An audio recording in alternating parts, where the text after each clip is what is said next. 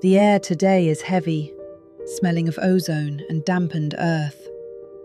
You stand within a vast, manicured courtyard, the silence of the crowd broken only by the distant, rhythmic hum of the machinery that powers this estate.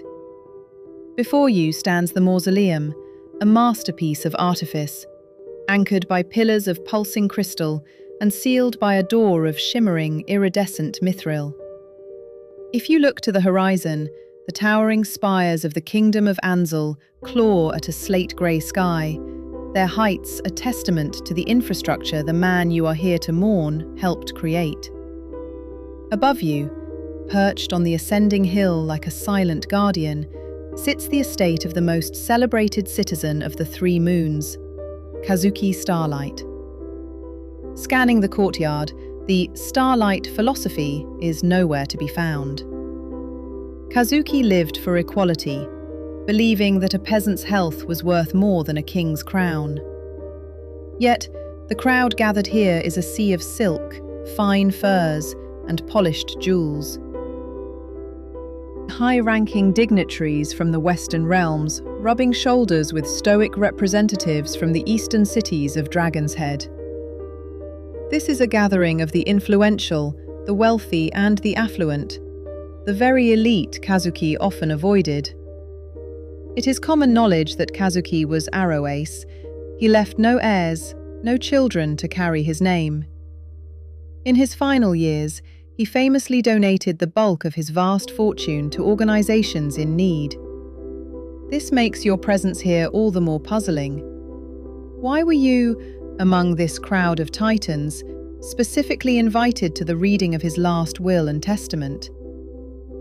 As you scan the faces of the mourners, wondering who is here out of genuine respect, and who is here for a final grab at his genius, your eyes wander to the edge of the estate. In the distance, far removed from the golden finery of the crowd, stands a tall, solitary figure. They are draped in a heavy grey cloak with distinct silver trim, standing perfectly still. You can't make out their features, but you feel the weight of their gaze. They are looking directly at you. You blink, a brief moment of distraction as a noble brushes past you. But when your eyes return to the spot, the figure is gone. Only the grey wind remains, whistling through the crystal pillars of the tomb.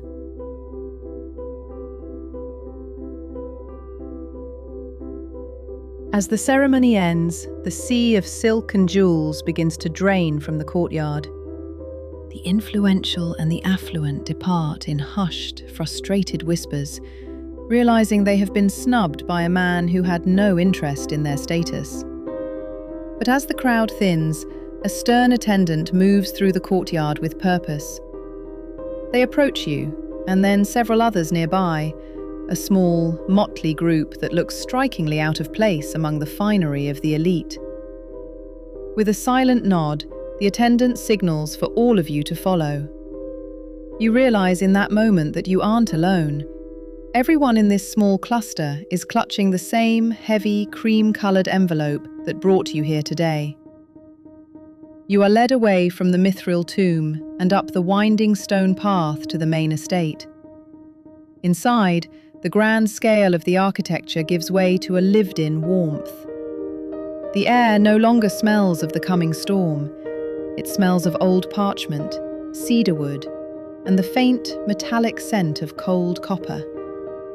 The attendant pushes open two heavy doors, ushering your group into a sprawling study. It is a cathedral of knowledge, shelves upon shelves of leather-bound books and tightly wound scrolls climb toward the ceiling, lit by the soft, steady glow of recessed Magitech lamps. This was Kazuki's sanctuary, the place where the future was designed. Across the room, behind a massive oak desk cluttered with brass instruments and ink-stained ledgers, sits an elderly orc.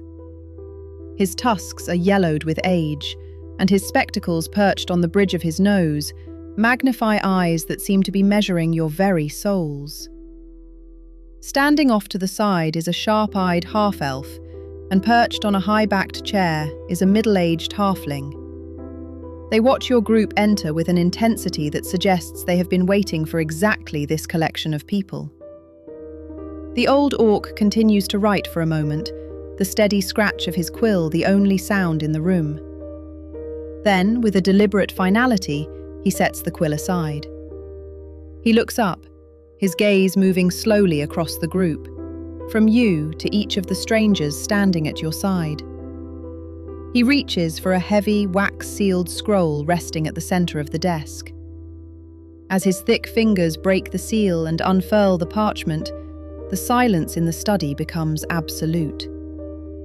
He clears his throat and begins to read.